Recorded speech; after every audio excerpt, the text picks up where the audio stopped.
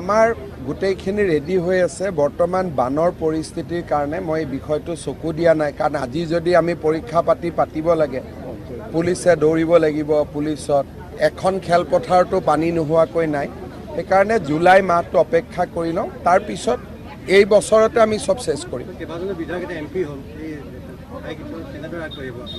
চাওক, য'ত MP হ'ল তাত আকৌ ইলেকশ্যন হ'ব।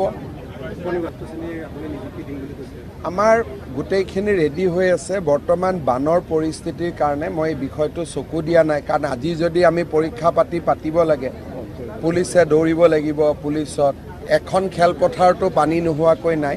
সেইকাৰণে জুলাই মাহটো অপেক্ষা কৰি লওঁ, তাৰপিছত এই বছৰতে আমি চব চেছ কৰিম। চাওক, য'ত MP হ'ল তাত আকৌ ইলেকশ্যন হ'ব।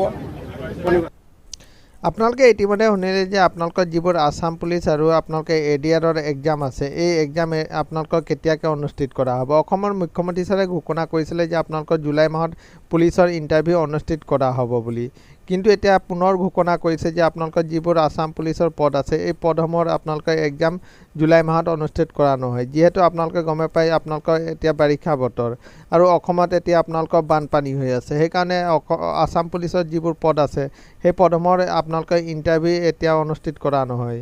আৰু অসমৰ মুখ্যমন্ত্ৰী ছাৰে ঘোষণা কৰিছে যে আপোনালোকৰ জুলাই মাহৰ ভিতৰত পুনৰ নতুন আপোনালোকে ইণ্টাৰভিউ ডেট দিয়াৰ কথাও ইতিমধ্যে অসমৰ মুখ্যমন্ত্ৰী ছাৰে ঘোষণা কৰিছে। হয়তো আপোনালোকৰ নৱেম্বৰ নাইবা ডিচেম্বৰ মাহত আপোনালোকৰ আসাম পুলিচৰ যিবোৰ পদ আছিলে, এই পদসমূহৰ ইণ্টাৰভিউ অনুষ্ঠিত কৰা হ'ব। আৰু আপোনালোকৰ ADR গ্ৰেড 3 এণ্ড গ্ৰেড 4 কেতিয়াকৈ আপোনালোকৰ এক্সাম অনুষ্ঠিত কৰা হ'ব। আপোনালোকক জনাই যে অসমৰ মুখ্যমন্ত্ৰী ছাৰে ছেপ্টেম্বৰ মাহত এক্সাম অনুষ্ঠিত কৰাৰ কথা ঘোষণা কৰিছিলে, কিন্তু আপোনালোকৰ ছেপ্টেম্বৰ মাহত এক্সাম অনুষ্ঠিত কৰা নহয়। হয়তো আপোনালোকৰ ডিচেম্বৰ নাইবা আপোনালোকে জানুৱাৰী মাহত এই এক্সাম অনুষ্ঠিত কৰা হ'ব। আৰু ইতিমধ্যে ঘোষণা কৰিছে যে আপোনালোকৰ 2024 চনৰ ভিতৰতে এইসমূহ পদৰ আপোনালোকৰ নিযুক্তি দিয়াৰ কথাও আপোনালোকে ইতিমধ্যে অসমৰ মুখ্যমন্ত্ৰী ছাৰে ঘোষণা কৰিছে। এইটোৱে আছিলে বন্ধু বান্ধৱীসকল এটা সৰু সুৰা ইনফৰ্মেশ্যন। সদায় এইদৰে জব নটিফিকেশ্যন পাই থাকিবৰ কাৰণে চেনেলটো ছাবস্ক্ৰাইব কৰি দিব। ধন্যবাদ।